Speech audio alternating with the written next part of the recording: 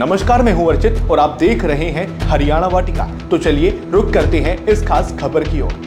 छात्रा की मौत, सड़क पर बड़ा प्रदर्शन और फिर भी सड़क परिवहन विभाग की चुप्पी। आखिर तोशाम में समस्या का समाधान कब होगा? तोशाम में सड़क दुर्घटना में एक छात्रा की मौत ने पूरे इलाके को झकझोर दिया है, लेकिन इसके बावजूद प्रशासन और रोडवेज विभाग की लापरवाही कम नहीं हुई है।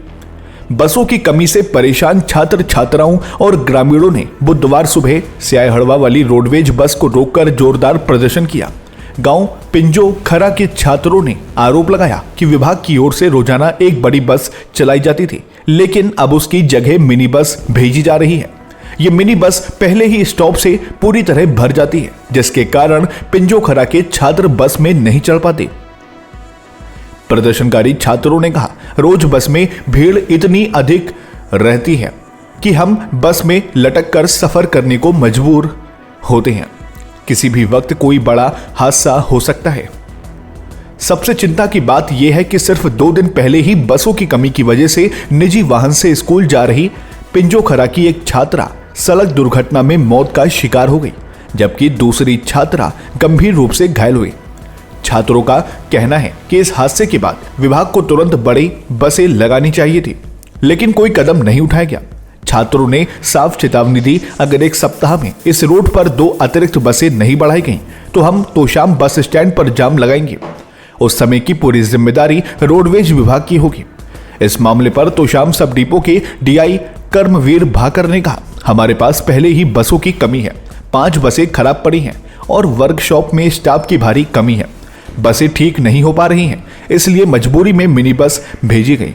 उन्होंने ये भी बताया कि तोशाम में डीजल पंप की सुविधा नहीं होने के कारण हर बस को भिवानी जाकर डीजल भरवाना पड़ता है। अगर सब डिपो में डीजल सुविधा मिल जाए तो कई समस्याएं कम हो सकती हैं। तोशाम की बस समस्या सिर्फ परिवहन नहीं बल्कि छात्र छात्राओं की सुरक्षा का मुद्दा बन गई है। एक छात्रा की मौत के बाद भी सिस्टम नहीं जाग रहा। अब देखिए कि क्या प्रशासन छात्रों की मांग सुनता है या हालात और बिगड़ते हैं। पिंजो खरा से आपको ज्ञापन देने आए हैं, उसके बारे में बताओ सर। उसके बारे में बच्चों ने आज बसों की कमी के कारण बताया, जहाँ मिनी बस भेजी गई। हमारे पहले 44 बस थी तोशाम सब डिपो में, अब 4 बसें यूरो 4 की थी, वो बाहर डिपो में भेज दी गई हैं, जिससे 40 बसें में हमारे पास बची हैं, जिसमें से 5 बसें वर्कशॉप के कारण डिटेन हैं और गाड़ियाँ न होने के कारण वहाँ जो बड़ी गाड़ी जाती थी वहाँ एक मिनी बस भेजी गई, उसमें छात्र छात्राएँ आए ही नहीं, तो इसलिए उन्होंने बच्चों ने जाम लगा रखा था। तो एक समस्या तो शाम में सबसे बड़ी गाड़ियों की खराबी की वजह से स्टाफ न होने की, वर्कशॉप स्टाफ नहीं है, मिस्त्रियों की ऋण की कमी के कारण गाड़ियाँ काफ़ी ख़राब रहती हैं, जिससे यात्रियों को परेशानी होती है। दूसरा कारण, एक तो शाम में पहले डीजल पंप होता था और वहाँ अब हमें डीजल भिवानी से लाना पड़ता है।